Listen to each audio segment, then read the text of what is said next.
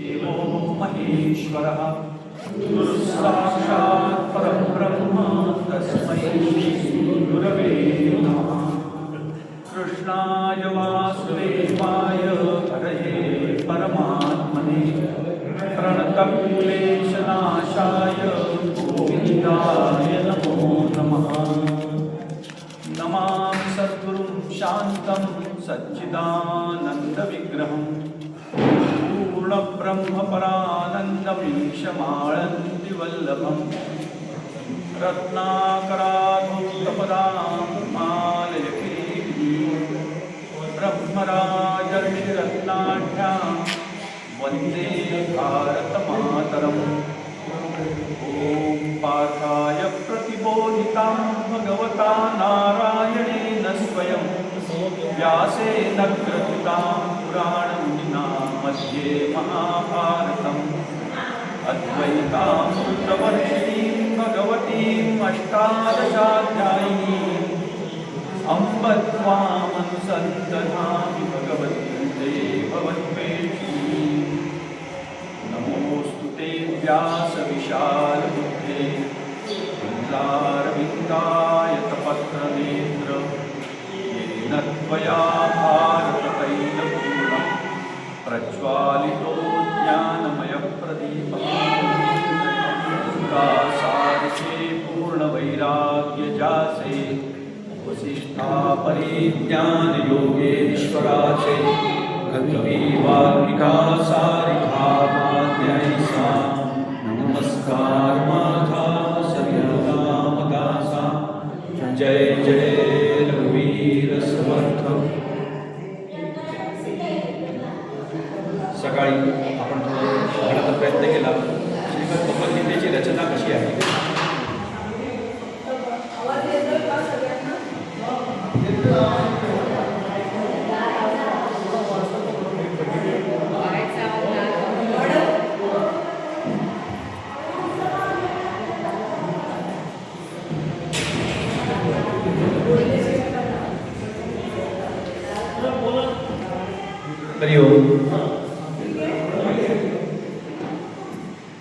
श्रीमद भगवद्गीतेची रचना किंवा प्रारंभ कसा झाला ते आपण बघितलं।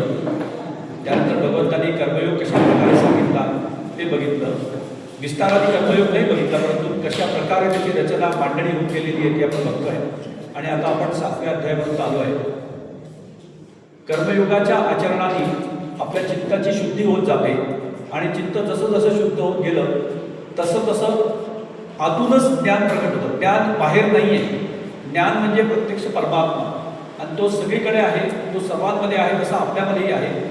त्याच्यावर अज्ञानाचे आवरण चढले आहेत, कुठं चढले आहेत ते आवरण हळूहळू जसे जसे दूर व्हायला लागतात तसं तसं ज्ञान प्रकट व्हायला लागतं आणि ते जे ज्ञान प्रकट होणारं ज्ञान आहे ते ज्ञान भगवंत इथे 7व्या अध्यायात प्रत्यक्ष सरळ अर्जुनाला सांगतायत। त्याला सांगितलं भगवंतांनी अर्जुनाला की ज्ञानं देहम सविज्ञानम इदं वक्ष्यामि शेषतः यज्ञात्वा देहम वियोग्य ज्ञातव्यम अवश्यम। तुला ज्ञान आणि विज्ञान मी समग्र सांगेन, जे सांगितल्यानंतर तुला जाणून घ्यायचं काहीही आवश्यक राहणार नाही। असं ज्ञान आपल्याला या अध्यायात भगवंत सांगणार आहे। परंतु भगवंत म्हणतात एवढं सगळं महत्त्वाचं मी सांगत असतो तरी हे जाणून घेणारे फार थोडे आहेत। मनुष्याणां सहस्रेषु कश्चित् यतति सिद्धये। मनुष्याणां सहस्रेषु कश्चित् यतति सिद्धये।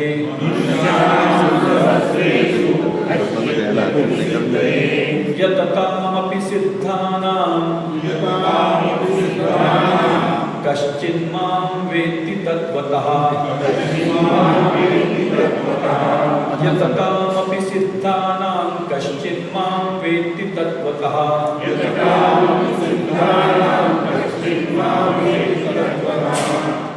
भगवंत म्हणतात हे असं तरी ज्ञान इतकं सहज उपलब्ध असतं तरी मनुष्याणां सहस्रेषु हजारो मनुष्यांमधला एखादा हे जाणून घेण्याचा प्रयत्न करतो। कश्चित यतती सिद्धये, हे जाणून घेण्याकरता यतती प्रयत्न करतो। यततामपि सिद्धानां कश्चिन् मां वेत्ति तत्त्वतः.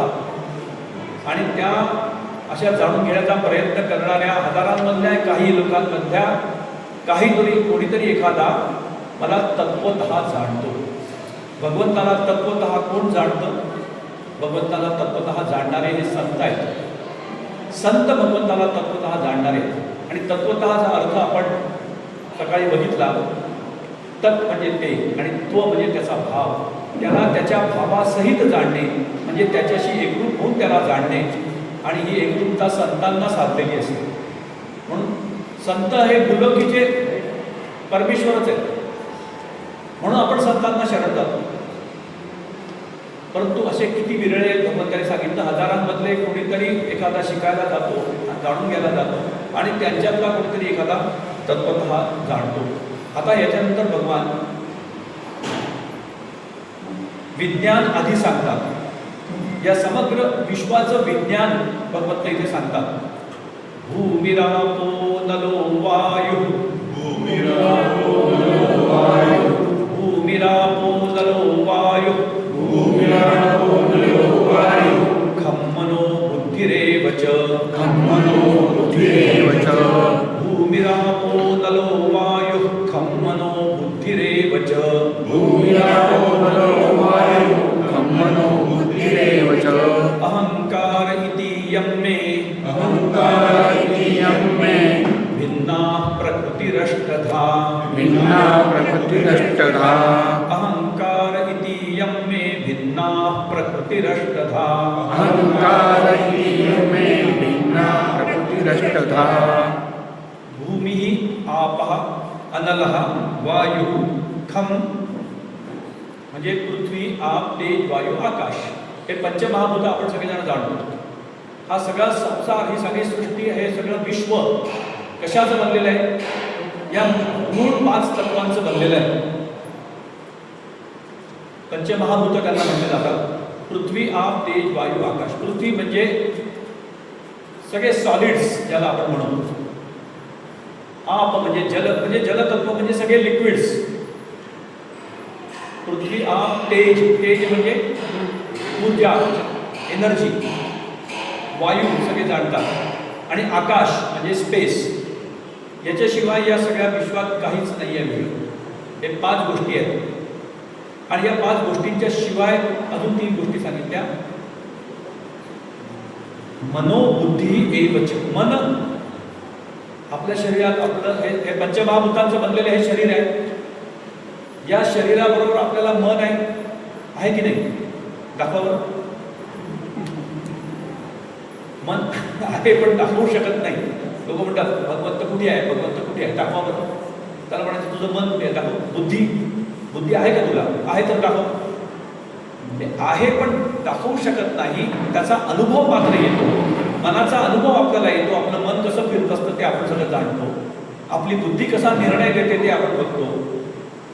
तर मन आहे प्रत्येकाला. आता इथे भगवंत सगळ्या विश्वाचंच सांगताय.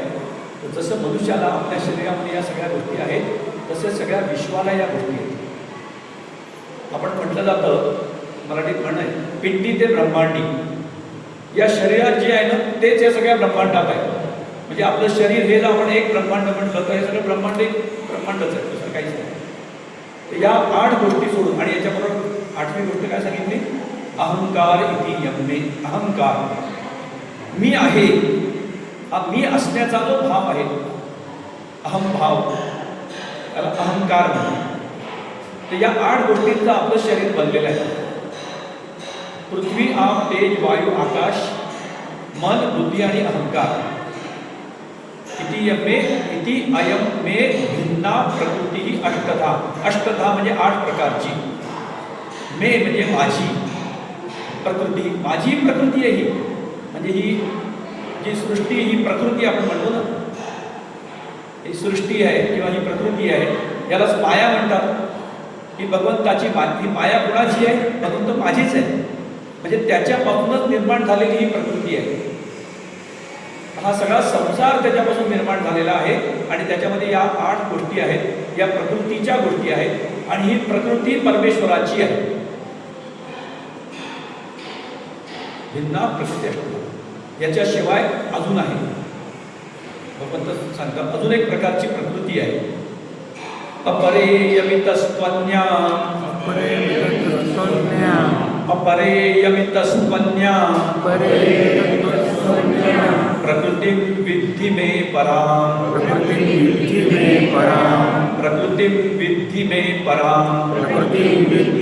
परां अपरेयमितस्त्वन्या प्रकृतिं विद्धि मे परां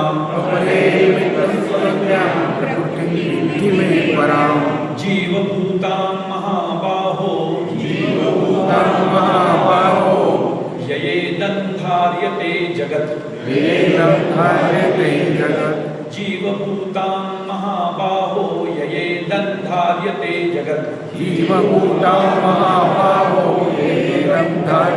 जगत् अपरेयमितस्त्वन्या ही अपरा प्रकृती झाली.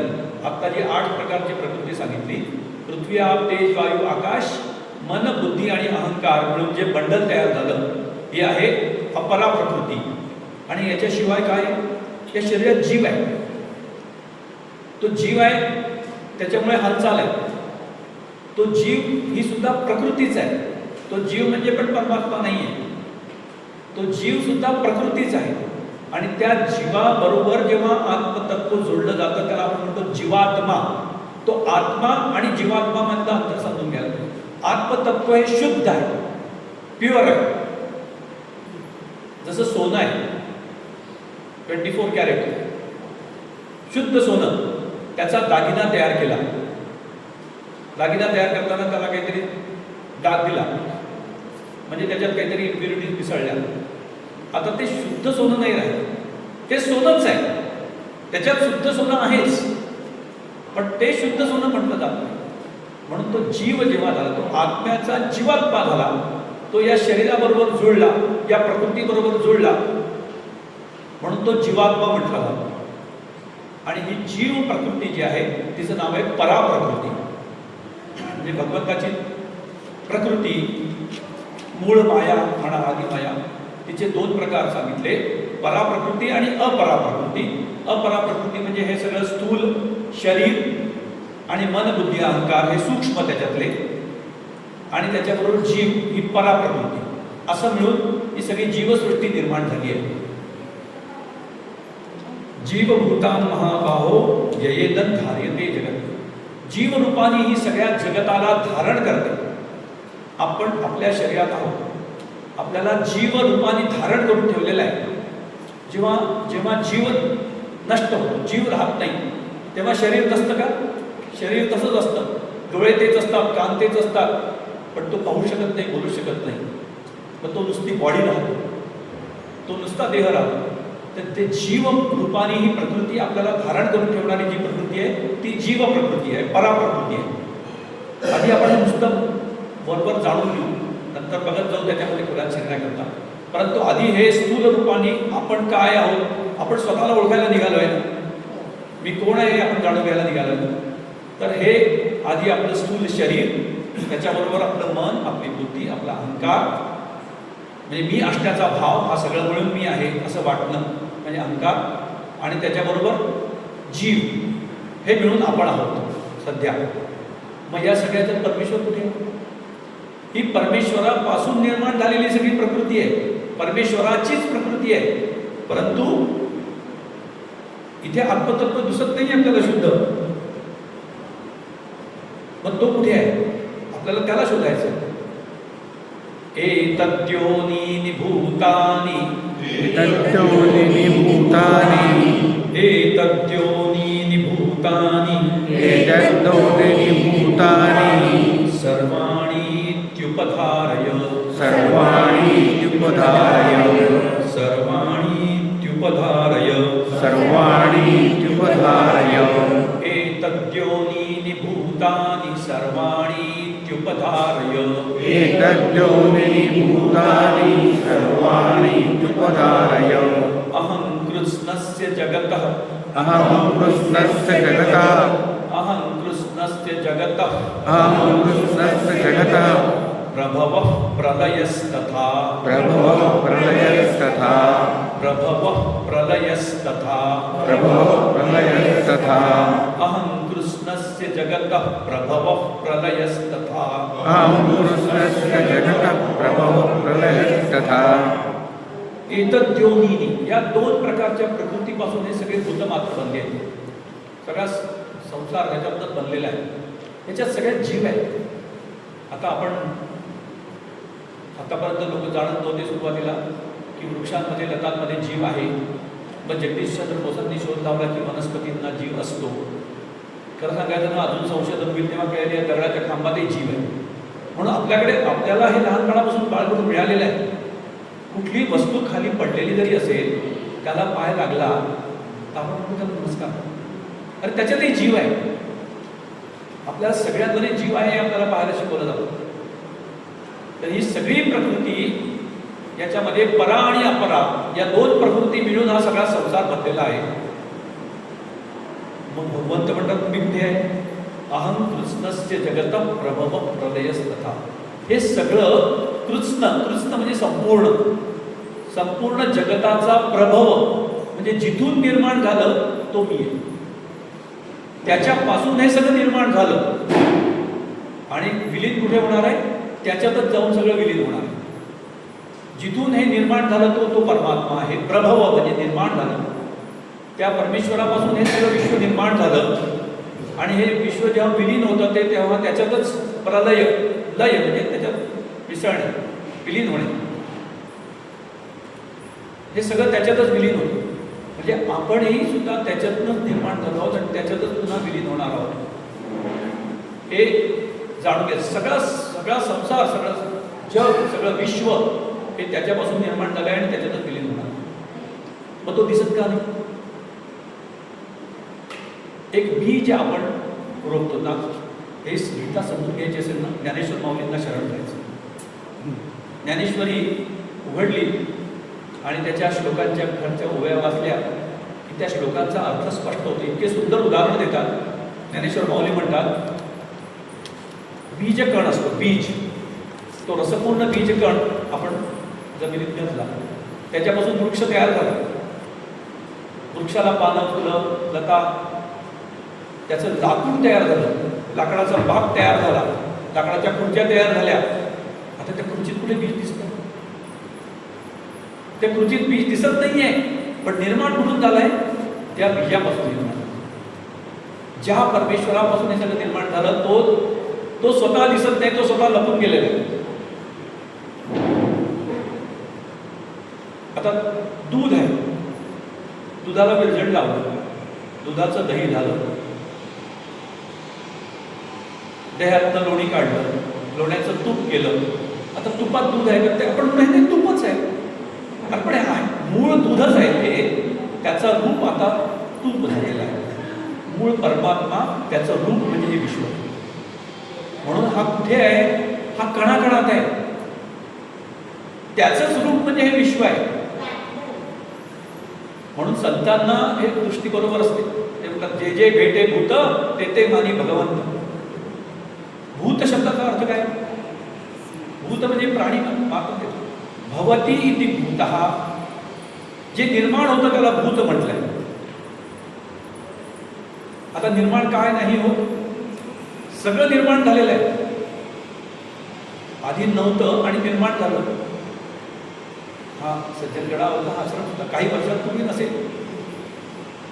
ही पृथ्वी काही कोटी वर्षापूर्वी नव्हती. ही निर्माण झाली आहे. हे सगळे भूत आहेत. भूत म्हणजे आपण भूताचं नाही. भूत म्हणजे ते निर्माण होणार. हे सगळं निर्माण झालंय.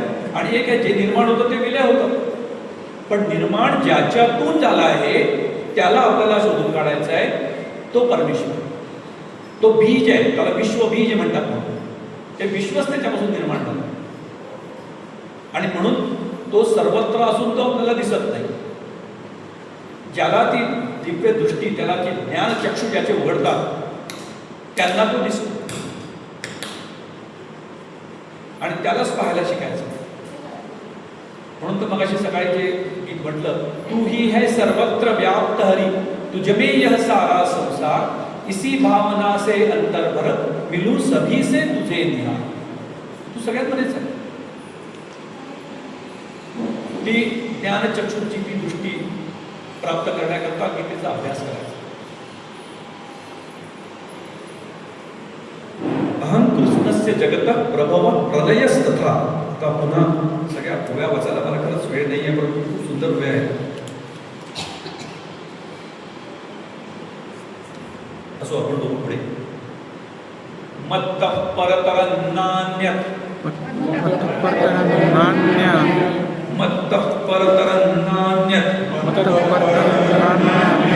किंचिदस्ति धनंजय. किंचिदस्ति धनंजय.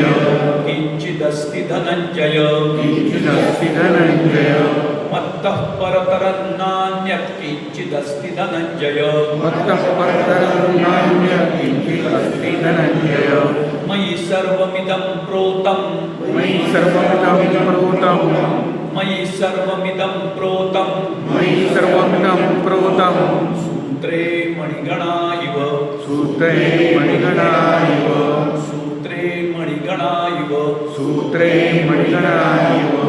मयि सर्वमिदं प्रोतं. सूत्रे मणिगणा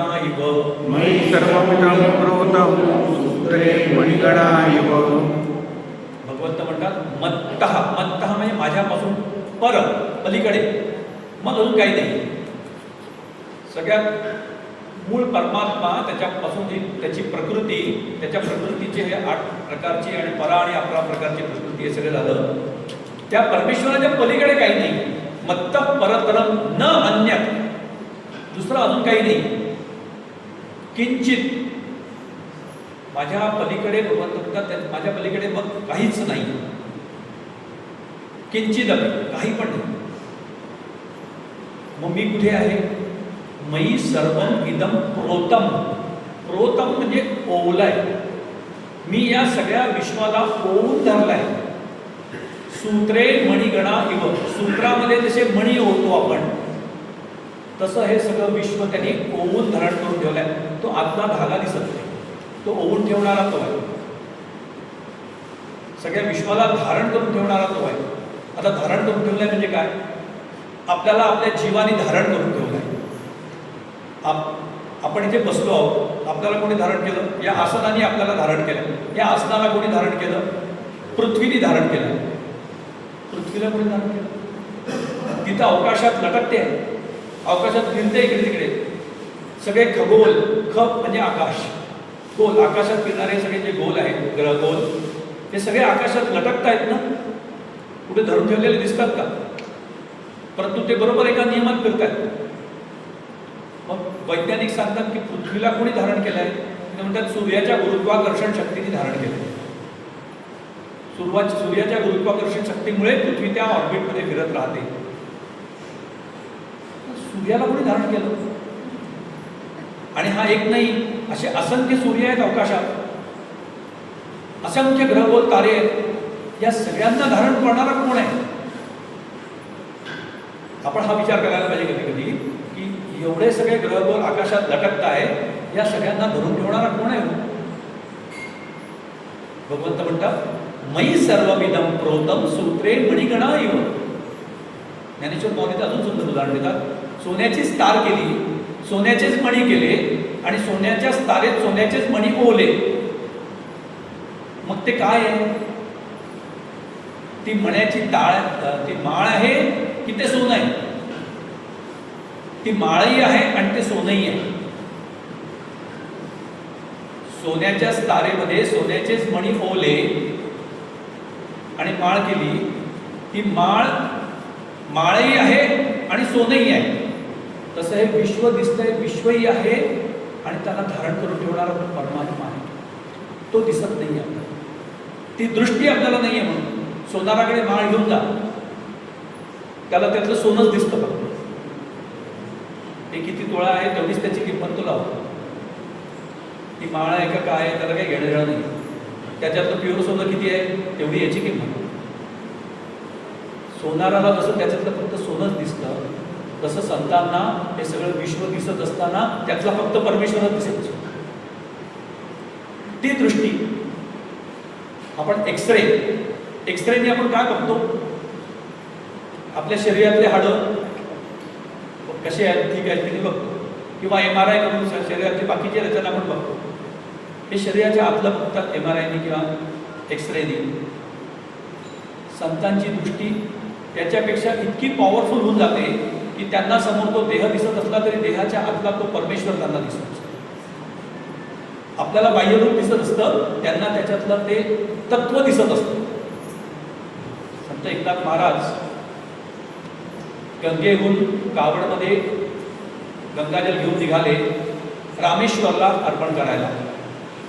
रामेश्वराला अर्पण करायला गंगेमध्ये इतक्या दुरून कावडीत धरून गंगाजल आणलंय आणि येताना रस्त्यामध्ये कुठेतरी उन्हाळ्याचे दिवस होते, एक तहानीने तडफडणारं गाढव त्यांना दिसलं.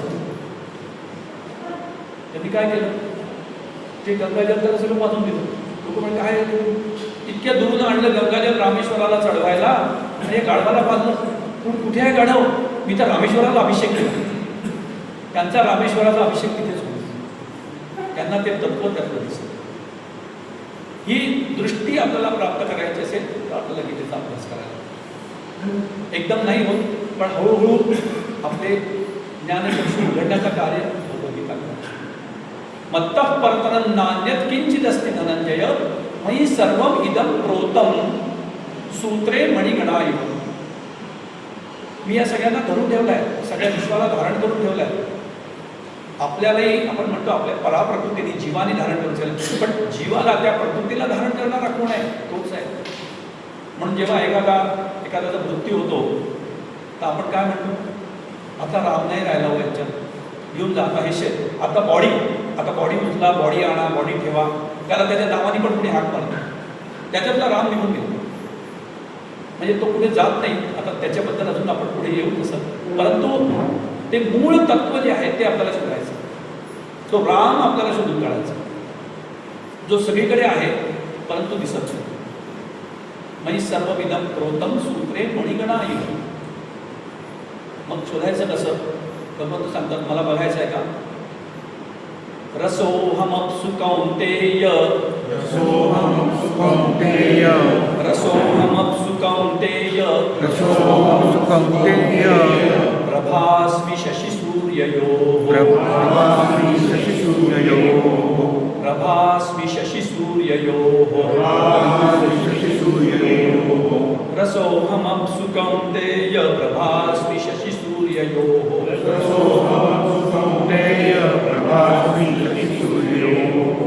प्रणवः सर्ववेदेषु प्रणवः सर्ववेदेषु शब्दखे पौरुषन्दृषु शब्दखे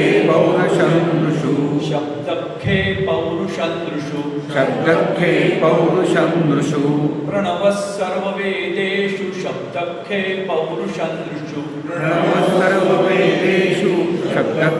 पौरुषन्दृषु रसोहम अपसु कौन्तेय. अपसु आप म्हणजे जल, अपसु म्हणजे जलात. भगवंत म्हणतात जलातला रस मी आहे. अरे जल म्हणजेच रस. आपण वेगळं काढू शकतो का? आपण म्हणतो एखादं फळ रसीला फल आहे म्हणजे काय? त्याच्यात रस अधिक खूप आहे, पण तो पाण्यातलं म्हणजे त्याच्यात पाणी जास्ती आहे, रस जास्ती आहे. पाण्यातलं रसत्व जे आहे भगवंत म्हणतात ते मी आहे. आपल्याला सापडतच नाही, कारण पाण्यातलं रसत्व कसं वेगळं पाहायचं. पण पाणी म्हणजेच रस हे आपल्याला कळतं. रसोहमप्सु पाण्यातलं रस मी आहे. कौन्तेय प्रभास्मि शशिसूर्ययोः. शशी म्हणजे चंद्र आणि सूर्य त्यांची प्रभा म्हणजे त्यांचा प्रकाश. भगवंत म्हणतात त्यांचा प्रकाश म्हणजे मी आहे. तर सूर्याचा प्रकाश काढून येतात तर सूर्य काय आहे? त्याचं अस्तित्वच नाही. चंद्राचा प्रकाश काढला तर चंद्राचं काय आहे? त्याचा प्रकाशच तो आहे. त्यांचा प्रकाश मी आहे. भगवंत म्हणतात प्रभास्मि शशिसूर्ययोः प्रणव सर्व वेदेषु. सगळ्या वेदांमधला प्रणव म्हणजे ओंकार. ओम हा मूल नाद, त्याच्यातनं सगळ्या पुढे वेदांचे मंत्र वैदिक मंत्र झाले. तो मूल मंत्र जो आहे ओंकार. म्हणून ओंकाराचा आपण जप करतो म्हणजे काय करतो? आपण भगवंताला हाक मारतो. ओम असं म्हणणं म्हणजे भगवंताला हाक मारतो.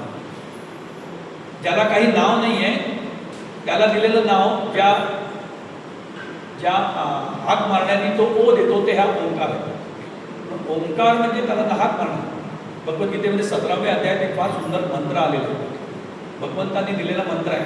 तो एकच मंत्र जर आपण आचरणात आणला, तो मंत्र नुसता म्हणायचा मंत्र नाही आहे, तो आचरणात आणण्याचा मंत्र आहे. तर सगळी गीता आचरणात आणण्यासाठी होतो. तो मंत्र आहे ओम तत्सत. ओम तत्सदिति निर्देशो ब्रह्मणस्त्रिविधस्तुतः. ओम तत् आणि सत हे त्या परमेश्वराचे 3 नाव आहेत. आणि तो आचरणात आणायचा कसा आहे तो मंत्र? ओम म्हणून कुठलेही काम प्रारंभ करायचं, कुठलेही कार्य प्रारंभ करताना त्याला हाक मारायची. ओम म्हणायचं म्हणजे त्याला हाक मारायची. भगवंता तुझं काम करायला सुरुवात करतोय. प्रत्येक कार्याला म्हण, तुझं कार्य करायला सुरुवात करतोय. तत् म्हणजे तुझ्या करता आहे. आणि काम झाल्यानंतर सत तुला अर्पण केलं.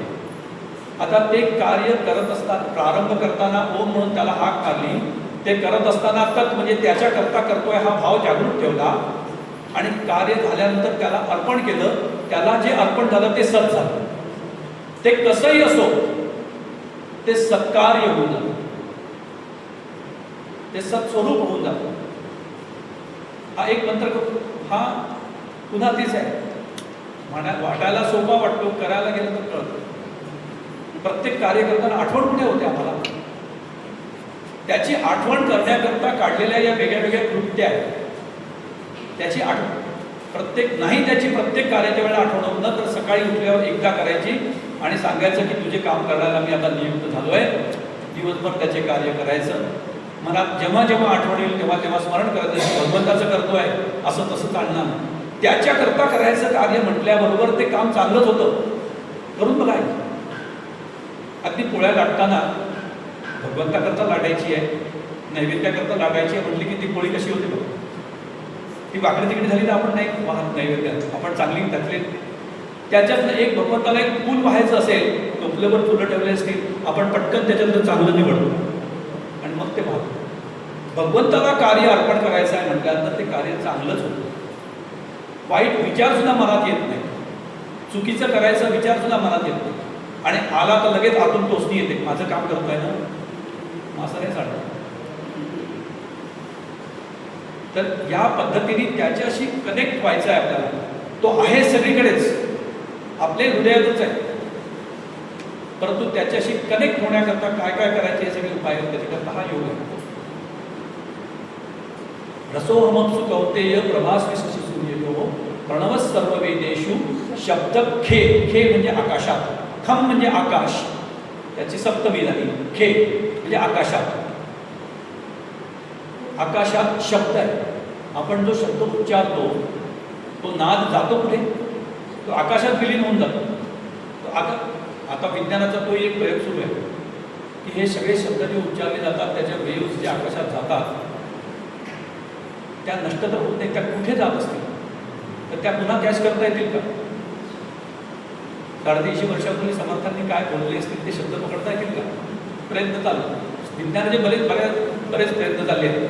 जसं सगळीकडे म्हटलं की सगळ्यांमध्ये तो परमेश्वर आहे. तो सगळ्यात सूक्ष्मातिसूक्ष्म पार्टिकल शोधून काढलं म्हणजे परमाणू, ॲटम. मग त्या ॲटमच्या आतमध्ये शोधून काढले इलेक्ट्रॉन्स, प्रोटॉन्स, न्यूट्रॉन्स, जे आपण विस्तारात येईल सत्व, रजतम, गुणाचे प्रतीक आहेत. त्यांच्या पलीकडे त्यांच्याही पेक्षा असा कुठला कॉमन फॅक्टर आहे की जो सगळ्यांमध्ये तोच आहे फक्त.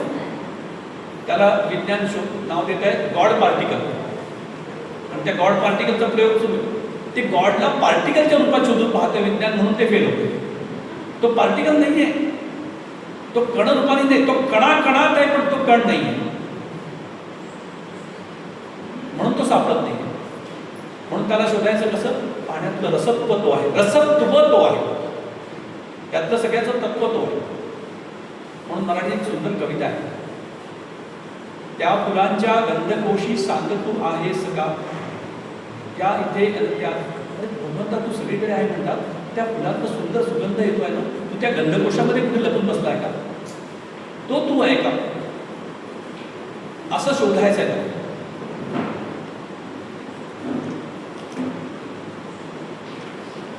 पुण्यो गंध पृथिव्यांच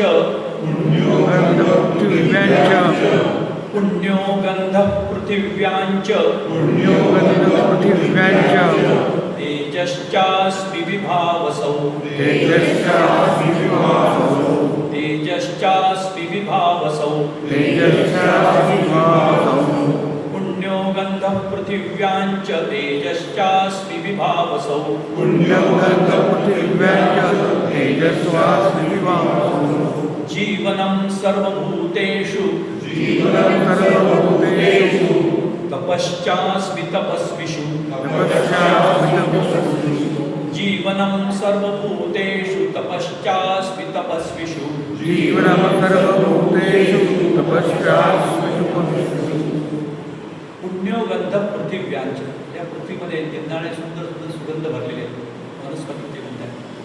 तो जो गंध आहे ना भगवंताचा तो मी तप्त झालेली धरती असते आणि पावसाळ्याची पहिली सर येते आणि एक सुंदर सुगंध येतो. तो सुगंध आल्यावर आपल्याला ज्या सुगंधाने आपल्याला आल्हाद वाटतो तो काबर वाटतो कारण तो परमेश्वराचं सान्निध्य आपल्याला देतो. तो गंध वाटतात तो गंध मी आहे. त्या फुलांच्या गंधकोशीमधून तो गंध मी आहे. पुण्यो गंध पृथिव्यांचे तेजश्चास्मि विभावसौ विभावसौ म्हणजे अग्निमध्ये अग्नीतलं तेज मी आहे भगवंत म्हणतात. अग्नीतलं तेज काढून घेतलं तर अग्नी काय राहिलं. अग्नीतलं जर तेज काढून घेतलं तर अग्नीमध्ये काहीच राहत नाही. त्यातलं जे मूळ तत्व आहे ते तेज म्हणतात ते तेज मी आहे. मला बघायचं असेल तर अग्नीतलं तेज बघ. तेजश्चास्मि विभावसौ जीवनं सर्वभूतेषु सगळ्या भूतमात्रांमध्ये तो जेव्हा जीवित आहे तेव्हा राम आहे. म्हणून सगळ्यांचं जीवन जे आहे तो जीवन म्हणजे मी आहे. भगवंत म्हणतात मला बघायचं आहे ना तर सगळ्यांचं जीवन बघ. ते जीवन म्हणजे मी आहे. जीवनं सर्वभूतेषु तपश्चास्मि तपस्विषु एखादा तपस्वी असतो त्या तपस्वीपुढे आपण नतमस्तक होतो. त्याच्यापुढे आपण नतमस्तक का होतो त्याच्या तपापुढे नतमस्तक. भगवंत म्हणतात ते तप मी आहे रे. त्याच्यातलं तप जे आहे ते तप मी आहे. तपश्चास्मि तपस्विषु सगळ्यांमधला भगवंताला कसं शोधून काढायचं ते सांगण्याकरता भगवंत या काही विभूती सांगतात. विभूतीचा अर्थ काय विशेष अनुभूती. इथे भगवंताची विशेष अनुभूती येते. तपस्वी व्यक्ती दिसला तर त्याच्या तपापुढे आपण नतमस्तक होतो. ती विशेषत्व त्याचं दिसतं ती अनुभूती येते ते भगवंत. बीजं मां सर्वभूतानां बीजं मां सर्वभूतानां बीजं मां सर्वभूतानां बीजं मां सर्वभूतानां विद्धि पार्थ सनातनं विद्धि पार्थ सनातनं बीजं मां सर्वभूतानां विद्धि पार्थ सनातनं बीजं मां सर्वभूतानां विद्धि पार्थ सनातनं बुद्धिर्बुद्धिमतामस्मि बुद्धिर्बुद्धिमतामस्मि बुद्धिर्बुद्धिमतामस्मि बुद्धिर्बुद्धिमतामस्मि तेजस्तेजस्विनामहं तेजस्तेजस्विनामहं तेजस्तेजस्विनामहं तेजस्तेजस्विनामहं बुद्धिर्बुद्धिमतामस्मि तेजस्तेजस्विनामहं बुद्धिर्बुद्धिमतामस्मि तेजस्तेजस्विनामहं बीजं मां सर्वभूतानां सगळ्या भूतमात्रांचं बीज इथून ते निर्माण झालं ते तो भगवंत. विद्धि पार्थ सनातनम. आता हा केव्हापासून आहे सनातन केव्हापासून आहे माहित नाहीये.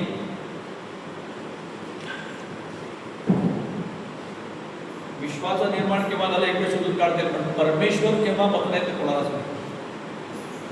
त्याला त्याच्याकरता तो कालातीत आहे. तो स्वतःच काल आहे. 11व्या अध्यायामध्ये जेव्हा विश्वरूप दर्शन भगवंत अर्जुनाला करतात तेव्हा अर्जुन जेव्हा घाबरतो तुला विचार कोण आहेस तू हे मला भयंकर रूप दिसतंय तुझं. कालोस्मी लोकक्षय मी काल आहे प्रत्यक्ष. तो नव्हता मग आला मग गेला आता नाही आहे असं नाही. तो आहे तो आहे तो आहे हा एकच काळ त्याच्याकडे.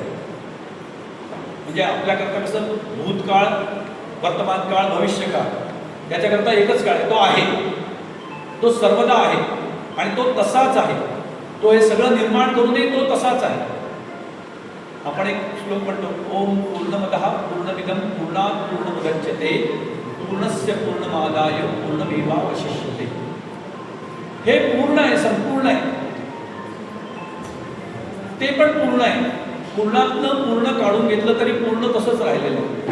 त्या परमेश्वर, एक परिपूर्ण परमेश्वर, त्या परिपूर्ण परमेश्वरातून ही आदि माया, आदि शक्ती, प्रकृती ही सगळी निर्माण झाली. तिने हे सगळं निर्माण केलं की त्याच्यातनं हे काढून घेतलं तरी तो तसाच आहे, हे तसंच आहे. हे पूर्ण आहे, ते पूर्ण. पूर्णस्य पूर्ण आगाय, पूर्णाचं पूर्ण काढून घेतलं तरी पूर्ण तसंच राहतं. गणितात हा सिद्धांत आहे. इन्फिनिटी म्हणजे अनंत. इन्फिनिटी सगळ्यांना माहिती आहे. इन्फिनिटी मायनस इन्फिनिटी म्हणजे किती हो? जे गणितवाले असतील ते सांगू शकतो. Infinity minus infinity is equal to infinity, असं गणिताचा सिद्धांत आहे. इन्फायनाईट मधनं इन्फायनाईट काढून टाकलं तरी इन्फायनाईट तसंच राहतं. तसा हा आहे. हे सगळं विश्व निर्माण करून सगळ्यांना धारण करून तो पुन्हा जसाच्या तसाच. बीजम माम सर्वभूतानां विद्धी पार्थ सनातन. सनातन काळापासून आहे, केव्हापासून आहे माहिती नाही कोणाला. बुद्धिर्बुद्धिमतामस्मी. अजून मला बघायचं आहे का? बुद्धिमान व्यक्ती दिसताना त्याची बुद्धी मी आहे. बुद्धिमंताची बुद्धी मी आहे. त्याच्या बुद्धीकडे नतमस्तक होतो आपण. जिथे विशेषत्व दिसतं तिथे मनुष्य नतमस्तक होतो. बुद्धिर्बुद्धिमतामस्मी तेजस तेजस्वी नाम. तेजस्वी व्यक्तीचं तेज मी आहे. त्या भगवंताने या सगळ्या विभूती सांगितल्या इथे. या थोड्या बहुत सांगितल्या आहेत. अजून एक 4-5 विभूती सांगितल्या. हे लागल्यानंतर पुढे अजून हा ज्ञानाचा अध्याय, राजविद्या राजकीय योगपर्यंत 9व्या अध्यायापर्यंत भगवंत सगळं ज्ञानच सांगतायत अर्जुनाला. आणि ते झाल्यानंतर अर्जुनाला थोडं ज्ञान आता असं वाटलं की आता मला कळायला लागलं. तो म्हणतो की तू मला काही विभूती सांगितल्या होत्या मागे, मला तुझ्या सगळ्या विभूती सांग. तुझ्या अनुभूती येत असं सगळ्या असतात. तर मी अनंत आहे तर माझ्या विभूती पण अनंत आहे. मी तुला किती सांगतो? ठीक आहे, तू विचारतो म्हणून तुला सांगतो. 10व्या अध्यायाचं नावच आहे विभूती योग. आणि भगवंताने अर्जुनाला सगळ्या विभूती सांगितल्या. सगळ्या म्हणजे सगळ्या नाही, काही अजून 70-80 विभूती सांगितल्या. त्या अध्यायात अनेक विभूती सांगितल्या. भगवंताला कसं बघायचं, कशात कशात बघता येईल ते सांगितलं. बलम बलवतांचाहं बलम बलवतांचाहं कामराग विवर्जितं बलम बलवतांचाहं कामराग विवर्जितं धर्मविरुद्धो भूतेषु कामोऽस्मि भरतर्षभ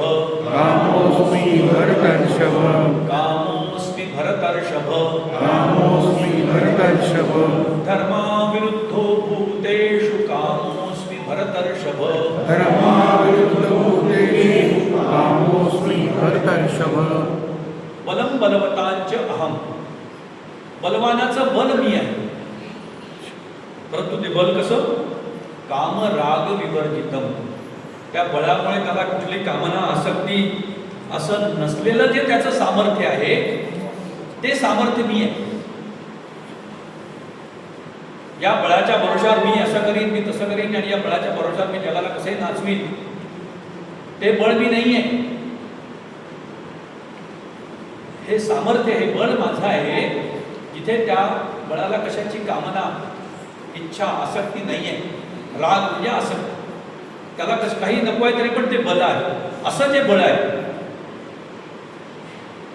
आपण म्हणतो भारत बलशाली झाला पाहिजे. कशाकरता झाला पाहिजे? सगळ्या देशांना संपवण्याकरता झाला पाहिजे का? बाकीच्या नाही. बळ असलं पाहिजे म्हणून बळ असलं पाहिजे. बळ कशा करता? सामर्थ्य असलं पाहिजे म्हणून सामर्थ्य. सामर्थ्य नसेल तर मग काय करा? कोणी लक्षात येणार. सामर्थ्य असलंच पाहिजे. कोणी यावे टपली मारूनही जावे असं नाही, सामर्थ्य असलंच पाहिजे. परंतु ते सामर्थ्य दुसऱ्यांना टपल्या मारायला नाही. मला कोणी पण हात लावू शकतो. स्वतःचं अस्तित्व नीट टिकवून ठेवण्याकरता सामर्थ्य लागतं. बलम बलवतांच्या काम राग विवर्जित.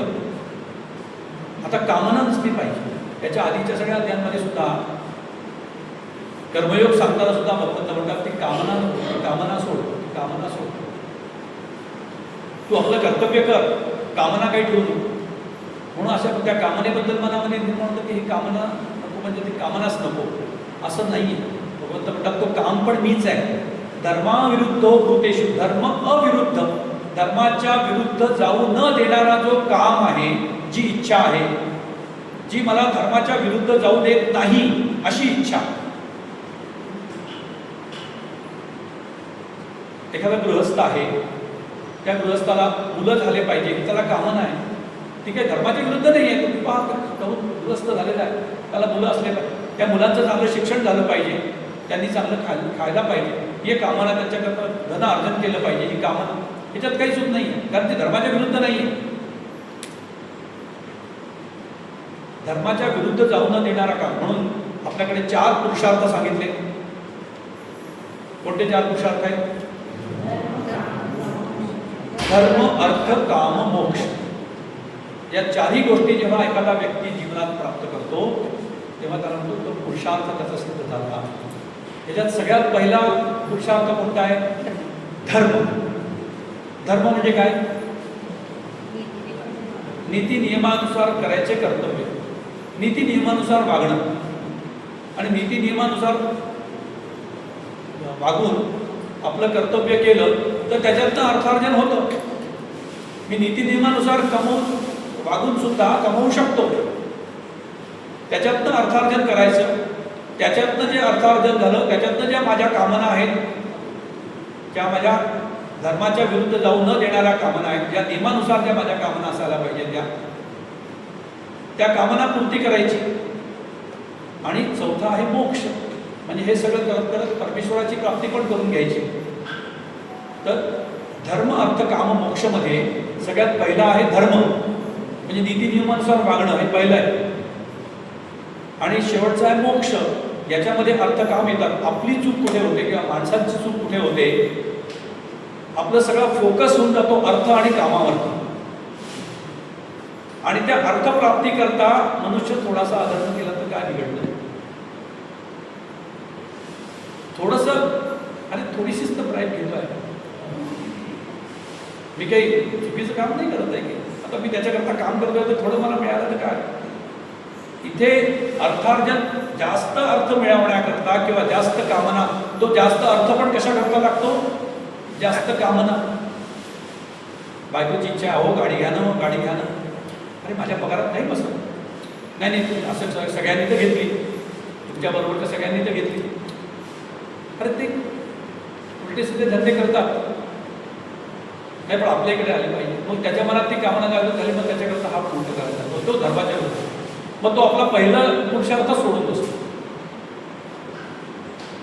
म्हणून पुरुषार्थ करताना धर्मपालन करायचं. धर्मपालन करता करता अर्थार्जन आपोआप होतं, कामनापूर्ती आपोआप होते. ते दोन्ही येणारे जे मध्ये आहेत ते बाय प्रॉडक्ट्स आहेत धर्मपालन करता. म्हणून धर्मपालन करायचं आणि मोक्षाकडे लक्ष ठेवायचं. मध्ये अर्थ आणि काम हे आपोआप सिद्ध होतात. आपली गडबड उलटी होते, अर्थ आणि कामाकडे लक्ष जास्ती जातं, धर्म आणि मोक्ष आपण विसरून.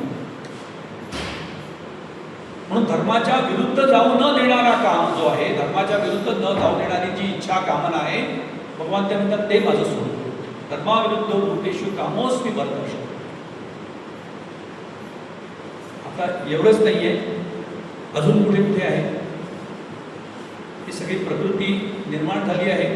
या प्रकृतीला मुख्य रूपानीला म्हटलं. मुख्य रूपानी काय? ही प्रकृती जिला म्हटलंय त्रिगुणात्मिका प्रकृती. ही प्रकृती जी आहे ही 3 गुणांची आहे. त्याच्या 3 गुण आहेत, सत्व, रज आणि तम. या 3 गुणांच्या शिवाय काहीच नाहीये प्रकृतीमध्ये. म्हणून त्रिगुणात्मिका प्रकृती म्हटलं जातं. आता हे 3 गुण म्हणजे काय, थोडक्यात आपण आधी समजून घेण्याचा प्रयत्न करू. एखादी कार, की कार चालण्याकरता आवश्यक काय आहे? इंजिन आवश्यक आहे आणि पेट्रोल आवश्यक आहे. आता इंजिन आहे आणि पेट्रोल आहे तर आपण जाऊ का कुठे? त्या कारला इंजिन आणि पेट्रोल बरोबर स्टिअरिंग असणं आवश्यक आहे. स्टिअरिंग नसेल तर ती कुठे काय, त्याला नियंत्रण करण्याकरता. आता स्टिअरिंग पण आहे, इंजिन आहे, पेट्रोल आहे, स्टिअरिंग आहे. आता कुठे जाऊ शकतो मी? तिला थांबताही आलं पाहिजे ना कुठेतरी. डेस्टिनेशन आल्यानंतर, जिथे जायचं आहे तिथे आल्यानंतर थांबता आलं पाहिजे, म्हणून ब्रेकही आवश्यक आहे. तर हे 3 गुणांचं कार्य आहे प्रकारचं आहे. साधारण उदाहरण देण्याकरता सांगितलं. रजोगुण जो आहे तो आहे इंजिन आणि पेट्रोल. तो मनुष्याला धावायला लावतो, कार्य करण्याकरता प्रवृत्त करणारा जो आहे तो रजोगुण आहे. ते कार्य करत असताना योग्य कार्य करावं त्याला नियंत्रणात ठेवणारा तो सत्वगुण आहे. सत्वगुण त्याला नियंत्रित ठेवतो आणि तमोगुण जो आहे तो त्याला थकल्यानंतर विश्रांती करता थांबण्याकरता म्हणतो. आता हे 3 गुण जे आहेत या 3 गुणांशिवाय काहीच नाही आहे प्रकृतीमध्ये. आणि हे 3 गुण आपला खेळ करत असतात. ते सतत एक दुसऱ्यांवरती हावी होण्याचा प्रयत्न करत असतात. रजस्तमश्चाभिभूय सत्वं भवति भारत, रजस्तत्वं तमश्चैव तमस्तत्वं रजस्तथा. हा 14वा अध्याय पूर्ण या 3 गुणांचं वर्णन करणार आहे. 3 गुणांचं कार्य कसं चालतंय सांगणार आहे. आत्ता आपल्याला त्यात विस्ताराने जाता येणार नाही, परंतु कितपत आहे ते 3 गुण सांगायचं उदाहरण सांगितलं. परमाणू, ॲटम. ॲटमच्या आतमध्ये काय आहे? इलेक्ट्रॉन्स, प्रोटॉन्स आणि न्यूट्रॉन्स. इलेक्ट्रॉन्स काय करतात? ते सतत फिरत असतात, ते थांबत नाही, ते फिरत असतात. त्या इलेक्ट्रॉन्सना त्यांच्या ऑर्बिटच्या बाहेर जाऊ न देण्याचं काम कोण करतात? Protons, positively charge. ते पॉझिटिव्हली चार्ज आहे, ते इलेक्ट्रॉन्सला देतात. आणि न्यूट्रॉन्स काय? ते काहीच नाही, नुसतं वजन. तर असं हे सत्वरज तमोगुण परमाणूपासून सगळ्यात हे सत्वरज तमोगुण आहे. हे सत्वरज तमोगुण प्रकृतीचे आहे. प्रकृती कुठून निर्माण झाली आहे? परमेश्वरापासून निर्माण झाली. म्हणून भगवंत सांगतात ये जैव सात्विका भावा राजसास्तामसाश्च ये राजसास्तामसाश्च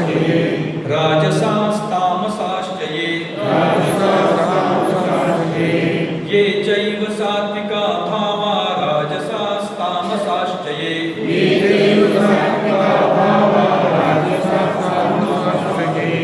मत्त एवेति तान् विद्धि मत्त एवेति तान्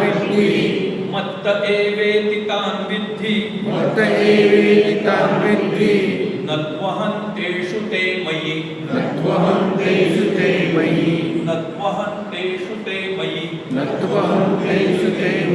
मत्त एवेति तान् विद्धि न त्वहं तेषु ते मयि. भगवंत म्हणतात ये भावाः, हे जे भाव आहेत सत्व, रज आणि तम, ये चैव सात्विका भावा राजसाः तामसाः च ये. सत्व, सात्विक, राजसी आणि तामसी हे जे 3 प्रकारचे भाव आहेत हे मत्त एवेति. भगवंत म्हणतात हे पण माझ्यापासूनच निर्माण झाले आहेत. इथपर्यंत ठीक आहे, हे समजतं. हे 3 भाव भगवंत म्हणतात माझ्यापासूनच निर्माण झाले आहेत. मत्त एवेति तान् विद्धि, ते माझ्यापासून निर्माण झाले हे विद्धि म्हणजे जाणून घे. परंतु नत्वहं तेषु ते मयि, हे वाक्य फार महत्वाचं आहे. भगवंत म्हणतात ते माझ्यात नाही आहेत, मी त्यांच्यात नाही. हे माझ्यापासूनच निर्माण झाले आहेत पण ते माझ्यात नाही आहेत आणि मी त्यांच्यात नाही आहे. भगवंतात सत्वरजतम गुण, भगवंत गुणातीत आहे, गुणांच्या अतीत आहे. सत्वरजतम गुणांच्या पलीकडे आहे, परंतु हे सत्वरजतम गुण निर्माण त्याच्यापासूनच झाले आहेत. तेच मगाशी जे लाकडाचं उदाहरण दिलं तेच आहे. रसाने परिपूर्ण असतो तो बीजगण, पण त्याचाच अंकुर होणं होते काष्ठ. बीजापासूनच अंकुर तयार झाला, त्याचंच वृक्ष तयार झाला, त्याचंच काष्ठ तयार झालं. मग काष्ठात असते, त्या काष्ठात असते काय? बीजत्व. आता याच्यात बीजत्व आहे का? नाही. तैसा मी नसे विकारात विकारयुक्त असून. ते माझ्यापासूनच हे विकार निर्माण झाले भगवंत म्हणतात, पण मी त्या विकारांमध्ये नाही आहे, ते विकार माझ्यामध्ये नाही. हे समजायला थोडंसं कठीण लागतं, परंतु हे उदाहरण समजलं की लक्षात येतं. त्या बीजापासून लाकूड तयार झालं, लाकडात आता बीज राहिलं नाही आहे. तसं भगवंतापासून हा सगळा ही प्रकृती, हा सगळा संसार निर्माण झाला. त्याच्यात तो आहे आणि नाही, तो त्याच्या स्वतःच्या रूपाने नाही दिसत, म्हणून तो दिसत नाही. आता तो भगवंत आहे, तो आपल्याला का दिसत नाही ते स्वतः भगवंत सांगतात. मी असून सुद्धा मी तुम्हाला का दिसत नाही. त्रिभिर्गुणमयैर्भावैर् त्रिभिर्गुणमयैर्भावैर्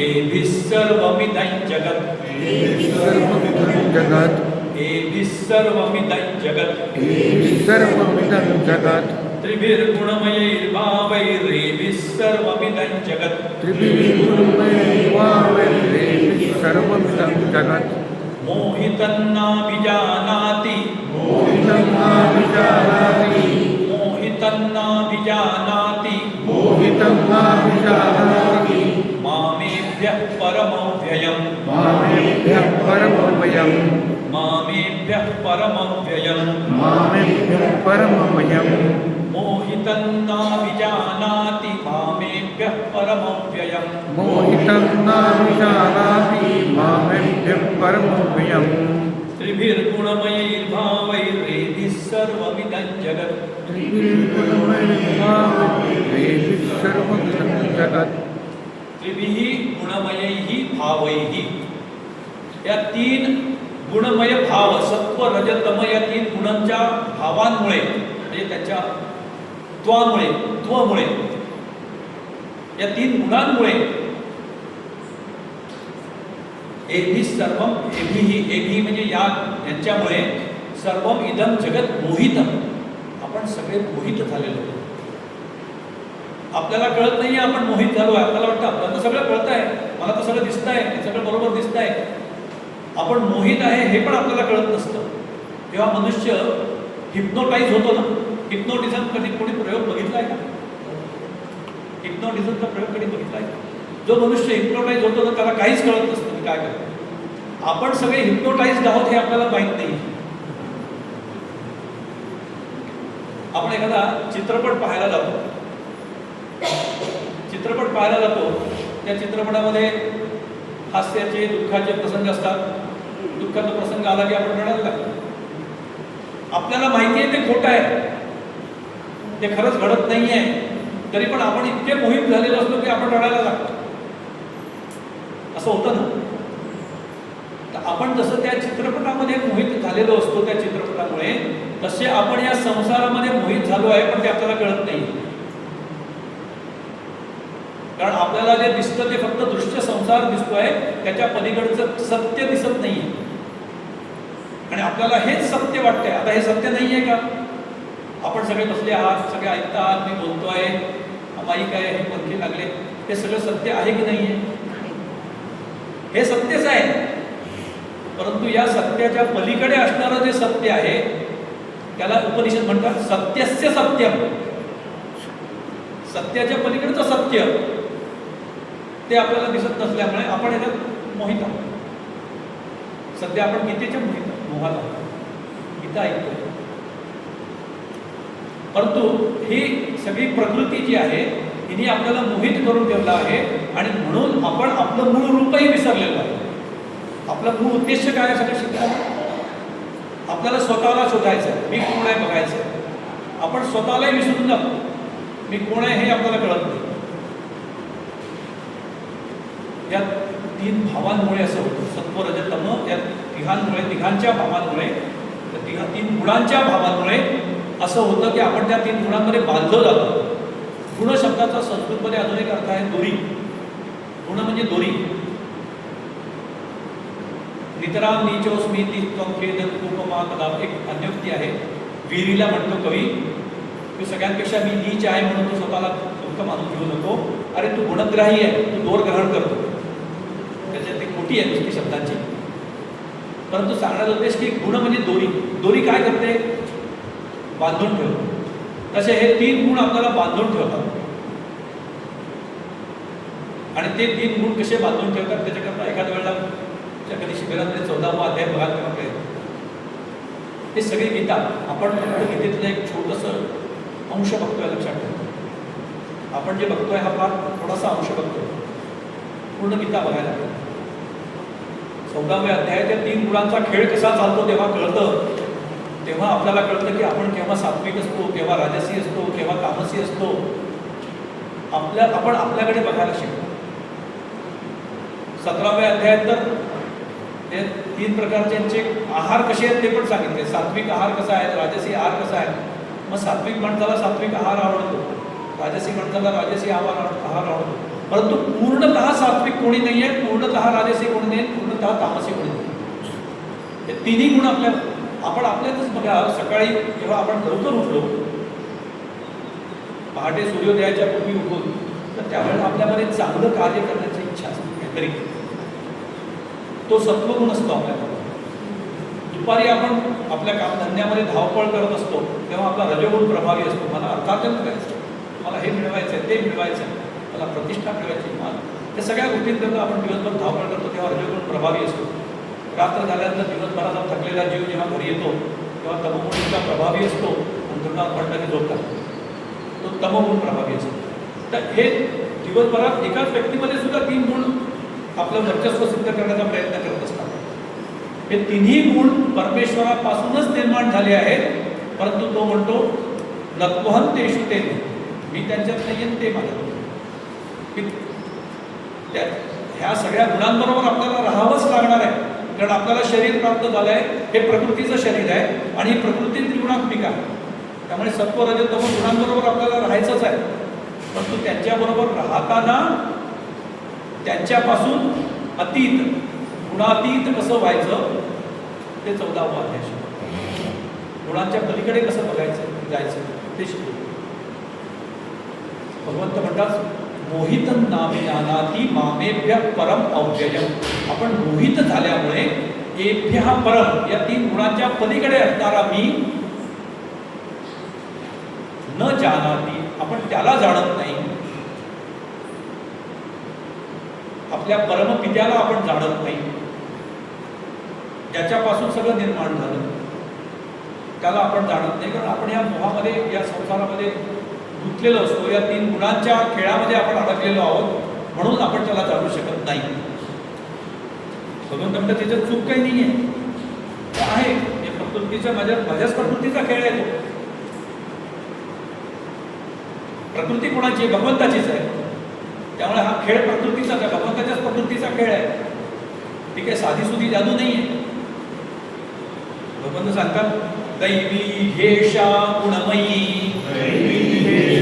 गुणमयी, दैवी हेषा गुणमयी, दैवी हेषा गुणमयी, मम माया दुरत्यया, मम माया दुरत्यया, मम माया दुरत्यया, मम माया दुरत्यया, दैवी हेषा गुणमयी, मम माया दुरत्यया, दैवी हेषा गुणमयी, मम माया दुरत्यया, मामेव ये प्रपद्यन्ते, मामेव ये प्रपद्यन्ते, मामेव ये प्रपद्यन्ते, मामेव ये प्रपद्यन्ते, मायामेतां तरन्ति ते, मायामेतां तरन्ति ते, मायामेतां तरन्ति ते, मायामेतां तरन्ति ते, मामेव ये प्रपद्यन्ते, मायामेतां तरन्ति ते, मामेव ये प्रपद्यन्ते, मायामेतां तरन्ति ते. भगवंत म्हणतात असं का होतं? मला लोक माम न अभिजानाने, मला लोक का जाणून घेऊ शकत नाही? मामेभ्य परमव्ययम. तर ही माझी जी माया आहे ना, दैवी एषा गुणमयी मम माया. माया म्हणजे प्रकृती, माया म्हणजे आदिशक्ती. आपण मायाला म्हणतो माया म्हणजे जादू म्हणतो ना, माया जाल. कोणत्या कोणत्या जादूगाराचा माया जाल, जादूचे प्रयोग. मायाजाल नाही, तो जादूगार तुम्हाला त्याच्यात असं हे करून टाकतो की आपल्याला ते खरं वाटायला लागतं. भगवंत म्हणतात ही माझी माया आहे म्हणून सामान्य नाही आहे. अरे सामान्य जादूगाराची जादू आपल्याला ओळखता येत नाही, तो काय करतो कळत नाही. हा तर कोण आहे जादूगार विश्वाचा. म्हणून भगवंत म्हणतात माझी माया सामान्य माया नाही आहे, दैवी ही एषा, ही दैवी आहे. एषा ही मम माया, ही माझी माया ही दैवी माया आहे, ही गुणमयी आहे. 3 गुण जी आहेत दुरत्यया आहे, तिला पार करून जाणं खूप कठीण आहे. ही माझीच माया आहे, ही माझ्यामुळे माझी असल्यामुळे ही दैवी आहे आणि म्हणून हिला ओळखणं आणि हिला पार करून पलीकडच्या मला शोधणं हे कठीण आहे, अशक्यच आहे जवळजवळ. परंतु पूर्ण अशक्य भगवंत म्हणत नाही. भगवंत म्हणतात हे कठीण आहे. दुरत्यया मम माया दुरत्यया. ज्ञानेश्वर महाराज या मायेचं वर्णन करताना सुंदर वर्णन करतात. सोडवत ते काही वेळा बघून डोळ्यातील पाण्याचे डोळ्यामध्येच बडस साचे, पण तेच पाहणे डोळ्याचे बंद करीत नाही. आपल्या डोळ्यातलं पाणी आलं, डोळ्यातलं पाणी आलं, डोळ्यात पाणी साचलं तर आपलं दिसतं का स्पष्ट दिसणं बंद होऊन जातं. डोळ्यातनंच आलेल्या पाण्याने डोळ्याचंच पाहणं बंद करतं. तसं भगवंताचीच माया भगवंतापर्यंतच पोहोचू देत, त्यालाच पाहू देत नाही, तीच त्याला. तैशी ही माझ्यात बिंबली, माझीच त्रिगुणात्मिका सावली, ही माझ्यातलीच आहे, माझ्यातच आलेली आहे, माझीच सावली आहे. बरी मलाच अडवी आली जवनिका जैसी. जवनिका म्हणजे पडदा, जसा मध्ये एखादा पडदा यावा तशी ही माझी माया त्या जीवामध्ये आणि माझ्यामध्ये पडद्यासारखी आलेली आहे. हा सगळा संसार म्हणजे मायेचा पडदा आहे आणि त्याच्या पलीकडचा तो परमात्मा आपल्याला दिसत नाही. माझीच माया आहे, ती मला बघू देत नाही आणि तिला पार करून जाणं म्हणून कठीण आहे, कारण ती दैवी. म्हणून प्राणी मज नेडती माझे असून मद्रूप न होत. माझेच आहेत, माझ्यापासूनच निर्माण झाले सगळे, त्याचेच आपण लेकर आहोत, पण त्यालाच ओळखत. माझे असून मला नेडती. या मायेला ज्ञानेश्वर माऊलींनी एका नदीचं उदाहरण दिलं की माया नदी अशी कल्पना करा की जे संसार आहे ही एक समजा एक माया नदी आहे.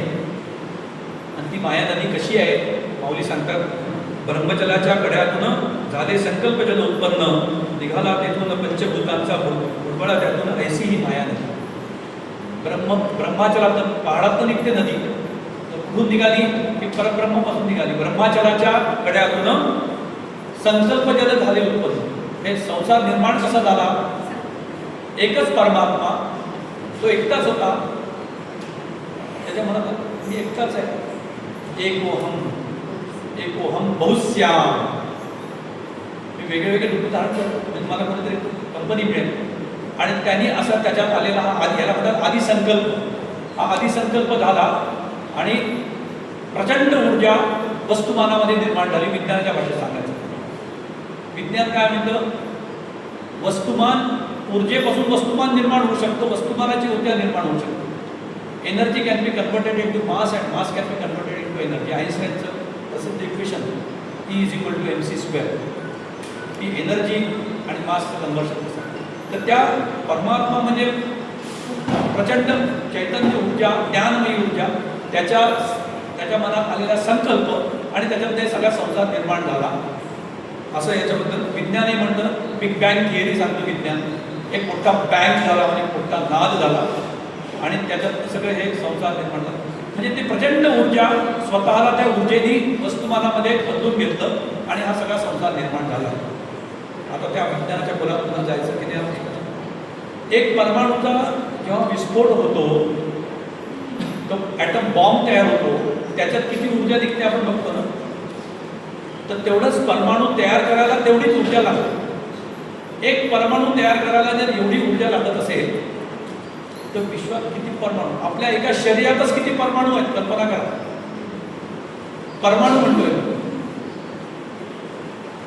तर त्या एवढे सगळे परमाणू निर्माण होण्याकरता किती ऊर्जा लागली असेल, तेवढी सगळी ऊर्जा वस्तुमानात निर्मित होऊन सुद्धा ती ऊर्जा मूळ चैतन्य तसंच आहे, तो परमेश्वर तेवढं सगळं निर्माण करून तो सुद्धा तो सुद्धा तसाच आहे. तर अशी ही माया नदी आहे, ही निर्माण झाली याच्यामध्ये जिच्यात आवर्त द्वेषाचे. आता ही माया नदी आपल्याला कशी अडकवते बघा. द्वेष, मत्सर हे सगळे भाव निर्माण झालेले आहेत, मनुष्य त्याच्यात अडकत जातो. जिच्यात आवर्त म्हणजे भोरे, या नदीमध्ये मोठे मोठे भोरे आहेत. आवर्त द्वेषाचे, वळसे मत्सराचे, तळपती प्रमादाचे, महावीन मोठे मोठे मासे आहेत ते खाऊन टाकतील असे मासे पण आहेत. जिथे वळणे प्रपंचाती, भक्ती येते कर्मा कर्माची, तरंगते विषय सुखाची, जिच्यावरी घाण. विषय सुख, इंद्रियांना वेगळे विषय दिसतात, त्याचं सुख आठवतं, त्याच्यामध्येच तो अडकतो, तो त्या माया नदीमध्ये त्या घाणीत अडकून जातो. तो निघू शकत नाही बाहेर, असा मनुष्य अडकतो. म्हणून भगवंतांनी सांगितलं दैवी ही एषा गुणमयी, ही म्हणजे कारण ही माझी माया ही दैवी आहे आणि म्हणून ही दुरत्य या, ही पार करून जाणं कठीण आहे. हा प्रपंच, हा संसार आपल्याला दिसतो, त्याच्या पलीकडच्या परमेश्वराला पकडणं कठीण आहे. परंतु एक उपाय आहे, मामेव ये प्रपद्यन्ते माया मेतान तदन्ते. भगवान म्हणतात माम एव, जे फक्त मला शरण जातात, फक्त आणि फक्त माम एव, एवकार इथे, एव म्हणजे मलाच, त्या भगवंतालाच फक्त जे शरण जातात. प्रपद्यन्ते, प्रपत्ती म्हणजे शरणागती, जे त्याला शरण जातात. माया एतान तरन्ते, ते या मायेला पार करून जातात. मायेला पार करून जातात म्हणजे काय, त्या परमेश्वराला शरण गेल्यानंतर त्याला परमेश्वर सोडून दुसरं काहीच नाही. प्रपत्तीचा अर्थ आहे शरणागती. शरणागती म्हणजे तू तुझ्याशिवाय दुसरं काही मी जाणत नाही, ही शरणागती आहे. असा जेव्हा मनुष्य शरण जातो तेव्हा त्याच्या दृष्टीतून ती मायाच नष्ट होते, त्याला सर्वत्र परमेश्वराचं दर्शन होते. माया एतांतरते. म्हणून there is no solution to this problem. त्या मायेच्या प्रॉब्लेम सॉल्व्ह करण्याकरता सोल्युशन नाही आहे.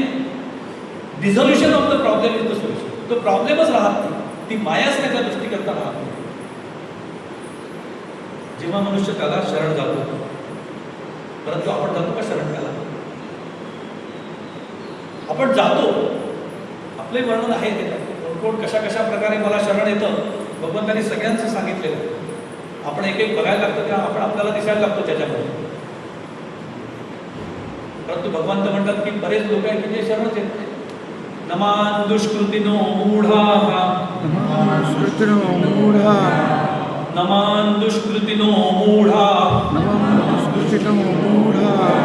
प्रपद्यन्ते नराधमाः, प्रपद्यन्ते नराधमाः, नमान दुष्कृतिनो मूढा, प्रपद्यन्ते नराधमाः,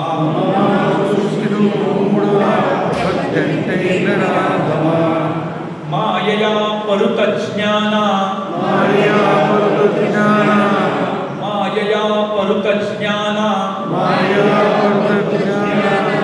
आसुरं भावमाश्रिताः, आसुरं भावमाश्रिताः, मायया परुतज्ञाना, आसुरं भावमाश्रिताः.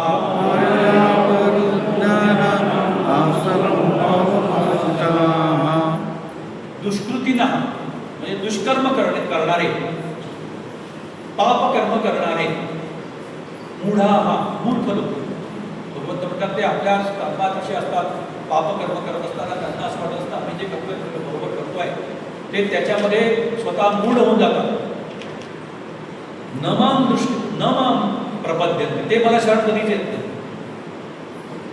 ते अधम नराधमाः, ते नराधम कधी मला शरण येत नाही. ते आपल्याच विश्वात जगत राहतात.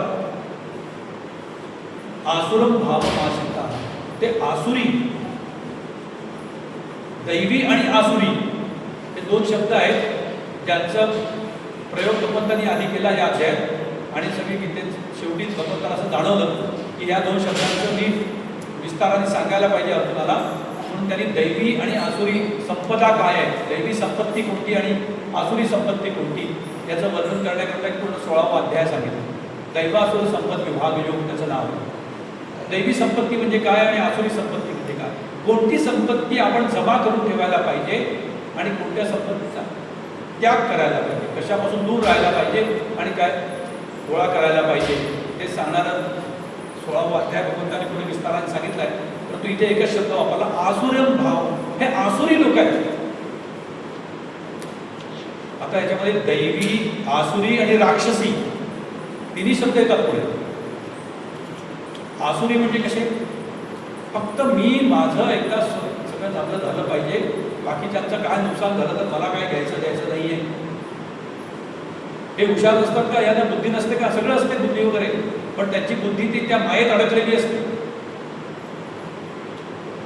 अनेक डॉक्टर्स आहेत, वैद्यकीय शिक्षण घेणं सोपं आहे का, बुद्धी असल्याशिवाय घेता येतं. मोठे मोठे डॉक्टर्स होतात आणि करतात काय, किडनी विकतात. आसुर आहेत, राक्षस आहेत आसुर करतात. त्यांना बुद्धी किडनी काढायची कशी, विकायची कशी ते सगळं कळतं. ते ऑपरेशन कसं करायचं ही सगळी बुद्धी आहे. परंतु ही आसुरी फक्त स्वार्थ पाहण्याकरता ते जगतात. ते जे फक्त स्वार्थामध्ये जगणारे आहेत, भगवंत म्हणतात ते कधीच मला शरण येत नाही. परंतु सगळे असे नाही आहेत. भगवंत म्हणतात 4 प्रकारचे लोक आहेत की जे मला शरण येतात, वेगवेगळ्या कारणांनी मला शरण येतात. मायेया भरुत ज्ञान, हे असे का होतात, मायेमुळे त्यांच्या ज्ञानाचं अपहरण झालंय. ते स्वतःकडे बघायला मी कोण आहे पाहण्याचा तर विचारही मनात येत नाही त्यांना. मायेमुळे सगळ्या बुद्धीचं अपहरण होऊन गेलं, ज्ञानाचं अपहरण होऊन गेलं आणि ते स्वतःच जगत राहतात, फक्त स्वतः करता स्वार्थाकरता जगतात. ते आसुरी लोक म्हणतात ते मला शरण येत नाही. परंतु 4 प्रकारचे लोक मात्र मला शरण नाही. ते कोणते 4 लोक आहेत, भगवंत 4 प्रकारचे भक्त सांगतात. भगवंताची भक्ती करणारे 4 प्रकारचे भक्त इथे भगवंत सांगतात. हा श्लोक वाचू आणि आपण त्याचा आजचा अभ्यास थांबवू इथे. चतुर्विधा भजन्ते मां, चतुर्विधा भजन्ते मां, चतुर्विधा भजन्ते मां, चतुर्विधा भजन्ते मां, जना सुकृतिनोऽर्जुन, जना सुकृतिनोऽर्जुन, जना सुकृतिनोऽर्जुन, जना सुकृतिनोऽर्जुन. चतुर्विधा भजन्ते मां, जना सुकृतिनोऽर्जुन. चतुर्विधा भजन्ते मां, जना सुकृतिनोऽर्जुन. आर्तो जिज्ञासुरर्थार्थी, आर्तो जिज्ञासुरर्थार्थी, आर्तो जिज्ञासुरर्थार्थी, आर्तो जिज्ञासुरर्थार्थी, ज्ञानी च भरतर्षभ, ज्ञानी च भरतर्षभ, ज्ञानी च भरतर्षभ. ज्ञानी च भरतर्षभ. आर्तो जिज्ञासुरर्थार्थी, ज्ञानी च भरतर्षभ. आर्तो जिज्ञासुरर्थार्थी, ज्ञानी च भरतर्षभ. चतुर्विधा म्हणजे 4 प्रकारचे, चतुर्विध 4 प्रकारचे भजनते मां, मां भजनते, ते माझं भजन करतात, माझी सेवा करतात, माझी भक्ती करतात, मला शरण येतात. जनाः सुकृतीना, चांगलं कार्य करणारे, चांगलं कर्म करणारे लोक आहेत की जे भगवंताला शरण येतात. 4 प्रकारचे लोक भगवंताला शरण जातात. कोणते 4 प्रकारचे लोक आहेत? एक आहे आर्त. जेव्हा मनुष्य अगदी संकटात पडतो, आता काहीच मार्ग दिसत नाही, वाचव रे बाबा, तेव्हा भगवंताची आठवण येते. भगवंताची आठवण मनुष्याला केव्हा केव्हा येते ते सांगता येत नाही. आर्तता, आधी सगळा स्वतः प्रयत्न करतो, नाही आता नाही भगवंता, आता मला कोणी नाही, तुझ्याशिवाय कोणी नाही, मला वाली तूच वाचव, संकटातनं मला तूच सोडवू शकतो. तेव्हा आपण त्याला शरण जातो. त्याला म्हणताय आर्त भक्त. आर्ततेने पुकारणार, आर्ततेने बोलावणार. जिज्ञासू, कसं आहे परमेश्वर, खरंच आहे का, आहे तर कुठे आहे, त्याला मी जाणून घेऊ शकतो का, त्याला जाणण्याची, त्याच्याबद्दलची जिज्ञासा जागृत असणार आहे की त्याला मला जाणून घ्यायची इच्छा आहे, तो आहे की नाही आणि ते कोण कळू दे, असेल तर त्याला मला जाणून घ्यायचं, जिज्ञासा. तिसरा आहे अर्थार्थी. सुख संपत्ती घरावे, कष्ट मिटे नका. खूप सुख संपत्ती मला मिळाली पाहिजे, भगवंता मला हे दे, भगवंता मला ते दे, चांगलं घर होऊन जाऊ दे रे, एक फ्लॅट नाही झाला अजून, काय काय नाही तर मग हे पद मला पाहिजे, माझं एक प्रमोशन होऊन जाऊ दे, परीक्षा पास होऊन जाऊ दे, या काहीतरी मागणं घेऊन देवाकडे जाणारे आहेत ते भक्त. ते भक्त नाही आहेत का? ते भक्तच आहेत. त्यांची श्रद्धा आहे म्हणून तर देवाकडे जातात ना ते. भगवंत म्हणतात हे वाईट नाही, ते सगळे माझेच भक्त आहेत. आर्तो जिज्ञासुरर्थार्थी ज्ञानीच भरतर्ष. अर्थार्थी आहेत, अर्थप्राप्ती करता. म्हणजे अर्थ म्हणजे फक्त पैसा नाही, अर्थ म्हणजे पद प्रतिष्ठा, काही कामं होऊन जाण्याकरता, इलेक्शनचं तिकीट मिळण्याकरता, कशाही भगवंताकडे कसे काहीतरी पाहिजे म्हणून गेला की तो अर्थार्थी झाला. भगवंत आम्हाला वाचावं म्हणून भगवंताचं आठवण करणारा तो अर्थ झाला. तो खरंच आहे का, आहे तर कसा आहे त्याला जाणून घेण्याची इच्छा ठेवणार तो जिज्ञासू झाला. आणि चौथा भक्त आहे भगवंत म्हणतात ज्ञानीच भक्त. चतुर्विधा भजते. हे माझे 4 प्रकारचे लोक माझी भक्ती करतात. अर्थ, जिज्ञासू, अर्थार्थी आणि चौथा ज्ञानी. ज्ञानी म्हणजे तो परमेश्वराला जाणून त्याच्यावर प्रेम करतो. तो त्याला जाणतो परमेश्वर कसा आहे आणि म्हणून त्याच्यावरती प्रेम करतो. त्याला काही नको आहे स्वतःला, मला काही नको आहे, पण तो काय आहे कळल्यामुळे त्याच्यावरती प्रेम निर्माण झालं. ती ज्ञानाची भक्ती. हे 4 प्रकारचे भक्त भगवंतांनी सांगितले. आता याच्यातले हे भक्त कोणते, कसे, काय आणि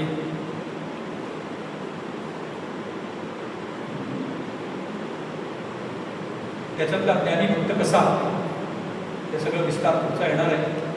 आता मला आत्मविश्वास आला की हा अध्याय मी संतोष केला. उद्यापर्यंत थोडा वेगाने घ्यावा लागतोय, कारण आपलं शिबिर हे 3च दिवसाचं आहे, वेळ कमी आहे. कारण हा आपण वेगाने बघतोय. सध्या नुसता एक त्याला म्हणतो आपण धावतं दर्शन 7व्या अध्यायाचा आपण करण्याचा प्रयत्न करतोय. आज आपण इथे थांबू. उरलेले श्लोक उद्या